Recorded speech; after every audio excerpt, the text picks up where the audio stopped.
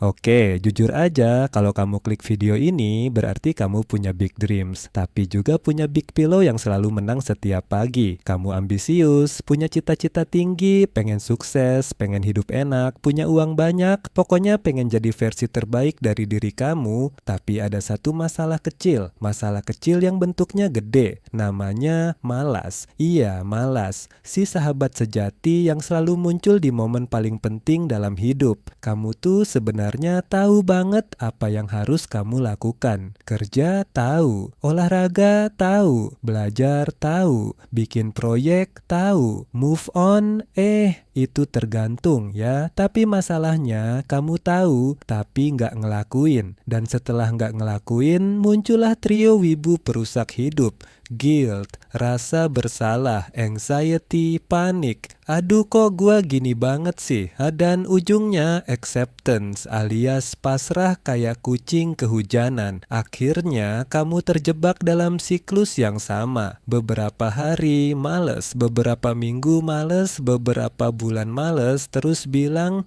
mungkin tahun depan gua berubah. Dan tiba-tiba tahun baru datang, resolusi baru yang sebenarnya adalah copy paste dari resolusi tahun lalu. Sama persis, cuma kalendernya beda. Awal tahun kamu semangat banget, motivasi lagi mengebu-gebu, playlist gym sudah siap, niat 2025 mau glow up. Pokoknya aura kamu kayak main karakter di awal episode. Tapi semangat itu biasanya cuma bertahan 1-2 minggu. Atau kalau kamu kuat 3 minggu. Lalu muncullah musuh lama, prokrastinasi. Prokrastinasi ini kayak saudara jauh yang enggak pernah kamu undang. Tapi tiba-tiba nongol di rumah, duduk di sofa, makan ciki, dan numpang wifi. Dia enggak pernah permisi, tapi selalu muncul. Dan kalau sudah datang, wah tamat. Tugas nggak jalan, kerjaan ketunda, olahraga batal, hidup kacau, dan akhirnya kamu ngelabelin diri sebagai kayaknya gua orangnya memang malas. Ya udahlah. Padahal sebenarnya kamu bukan malas, kamu cuma manusia. Dan masalah kamu bukan kurang motivasi, bukan kurang niat, bukan kebanyakan tidur, bahkan bukan salah TikTok. Meskipun itu jelas memperparah keadaan, masalahnya cuma satu, inersia. Inersia itu apa sih? Kalau ingat pelajaran fisika, Newton bilang, benda yang diam akan tetap diam, benda yang bergerak akan tetap bergerak, kecuali ada gaya dari luar. Nah, otak kamu itu persis benda fisika. Pas kamu diam, ya kamu akan tetap diam. Pas kamu rebahan, ya kamu akan tetap rebahan. Pas kamu nonton satu video, ya jadi 27 video lagi. Bukan karena kamu gagal, tapi karena butuh dorongan awal, dorongan kecil. Tapi masalahnya, di pikiran kamu, dorongan itu terasa kayak harus mindahin gunung Himalaya. Contoh, kamu harus nulis 5.000 kata. Otak kamu langsung bilang, woi bos, itu terlalu banyak, kita nggak sanggup, mending makan dulu. Akhirnya kamu lari ke sumber dopamin receh, scrolling YouTube,